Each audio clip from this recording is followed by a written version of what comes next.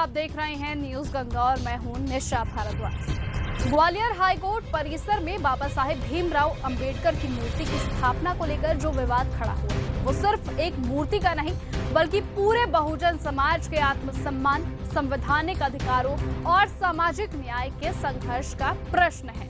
जब अदालत खुद अपने आदेश में मूर्ति स्थापना की अनुमति देती है तब वकीलों का एक गुट उस आदेश की अवमानना करते हुए धमकी देता है कि प्रतिमा ही नहीं बचेगी। ये न सिर्फ कानून का अपमान है बल्कि संविधान निर्माता का भी सीधा अपमान है। चंद्रशेखर आजाद का शांतिपूर्ण और लोकतांत्रिक प्रतिरोध न केवल सहायक है बल्कि हर उस आवाज का प्रतिनिधित्व करता है जिसे बार बार दबाने की कोशिश की जाती है, क्योंकि चंद्रशेखर आजाद ने अब साफ ऐलान कर दिया है कि बाबा साहेब की मूर्ति ग्वालियर हाईकोर्ट में लग कर रहेगी। तो वहीं आपको बताएं कि इसी क्रम में पुलिस की मौजूदगी में ही भीम आर्मी के निहत्थे कार्यकर्ताओं पर हमला किया गया। लोकतंत्र पर एक कलंक है।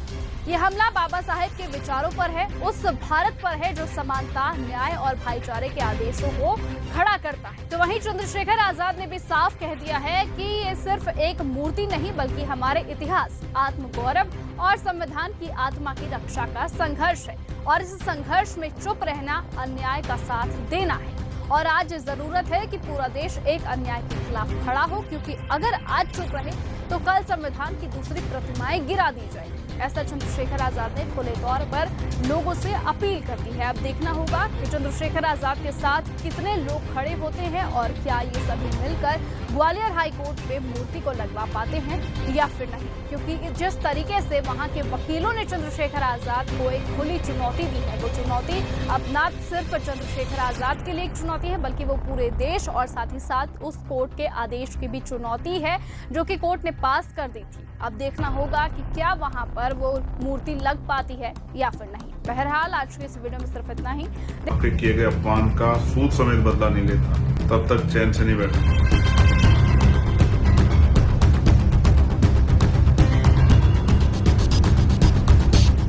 जब देश के संविधान को लिखा गया तब एक कलम से करोड़ों लोगों को इंसान बनने का हक मिला, लेकिन आज उसी संविधान को कुचलने की कोशिश ग्वालियर की अदालत की दीवारों में हो रही है, जहां एक दलित नहीं एक विचार को घुसने से रोका जा रहा है।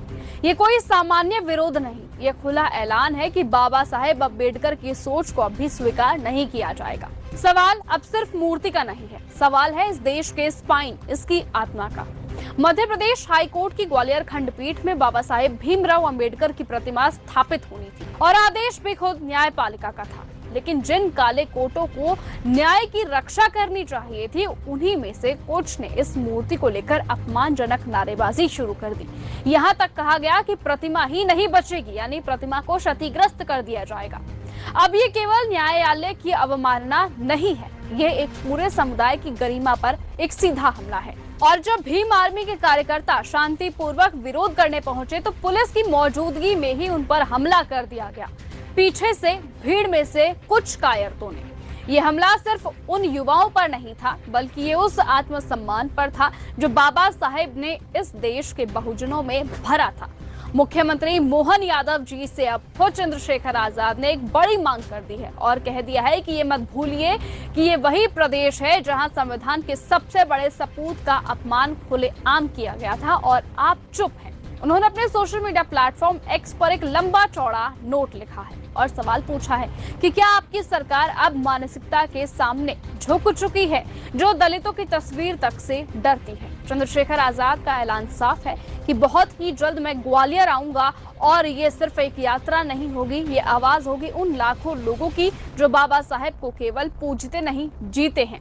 अब चुप बैठने का वक्त नहीं है। ये लड़ाई अब सिर्फ एक मूर्ति की नहीं बल्कि संविधान की है, क्योंकि ये ऐलान अब खुद दलितों और खुद चंद्रशेखर आजाद ने एक साथ मिलकर कर दिया है कि जिन्हें वो पूजते हैं उनका इस तरीके से बहिष्कार किया जा रहा है। उसी संविधान निर्माता का बनाई जाए